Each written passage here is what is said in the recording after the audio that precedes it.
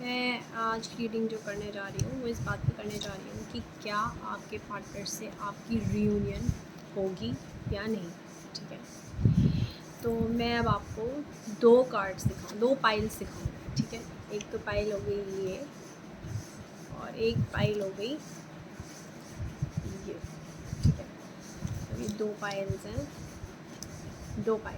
आप इनमें से एक चूज़ कर लो। ओके, तो first pile is this.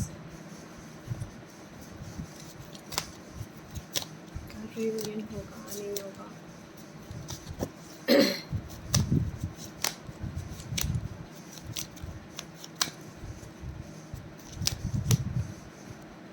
Empress.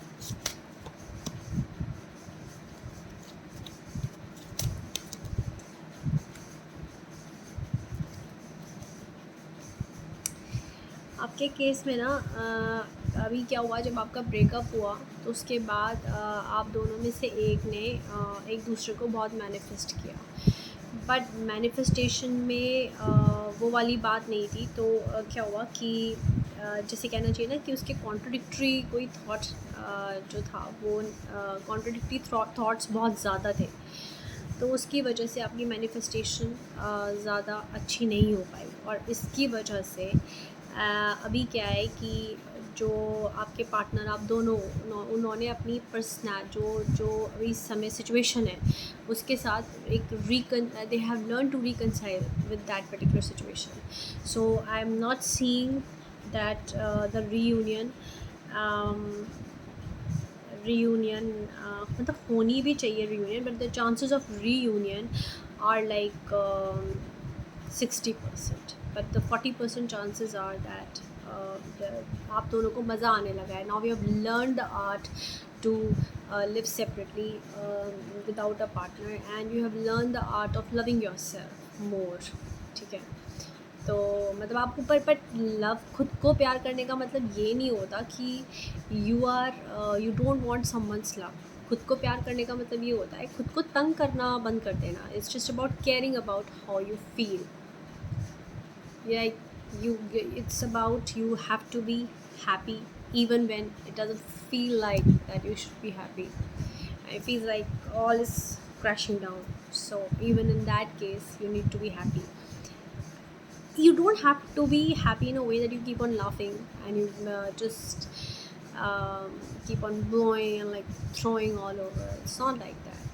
It's like you have to be happy because uh, you don't want to be sad, and anything that stops your happiness is something that you would not entertain. So that's there in this reading. Okay, अच्छा, अब जिन्होंने अब pile number 2, this is pile number 2.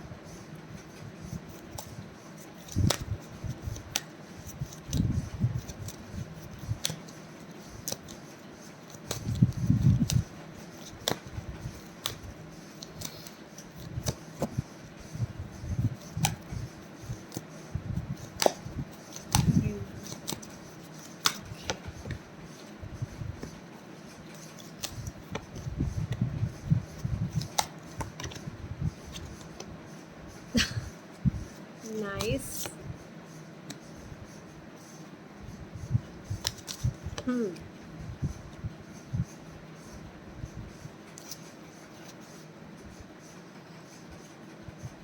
ऐसा हुआ कि आपका जो reunion था ये प्लान्ड, मतलब बहुत अच्छा, आपका रिलेशनशिप बहुत अच्छा था,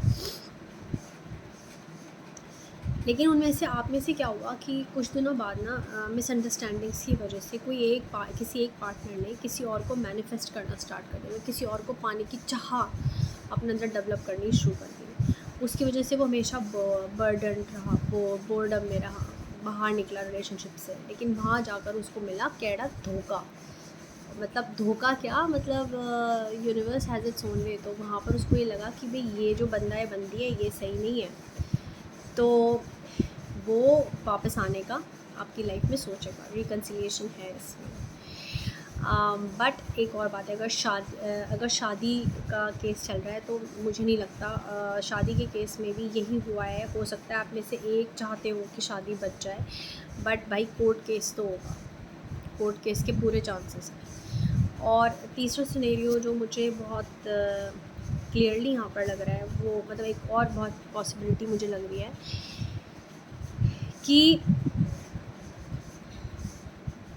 अगर आप रिकन्सिलिएशन चाहते हो ना, तो जो आपकी लाइफ में पहले आपको छोड़ के चला गया, जबकि आप उसे सब कुछ दे रहे थे, मुझे नहीं लगता वो वापस आएगा तो आपको अच्छा ही लगेगा। हो सकता है रिकन्सिलिएशन हो जाए, बट होगा आपका हार्ट ब्रेक। और ये भी हो सकता है कि रिकन्सिलिएशन इस बंदे से ना हो और एक ऐसे अनएक्सपेक्टेड बंदे से हो जाए जिसकी आपने उम्मीद भी नहीं करी थी। ठीक है, तो ये आपकी सेकंड रीडिंग में है। आपका दिन शुभ हो एंड आई होप मेरी रीडिंग्स आपको हेल्प करें।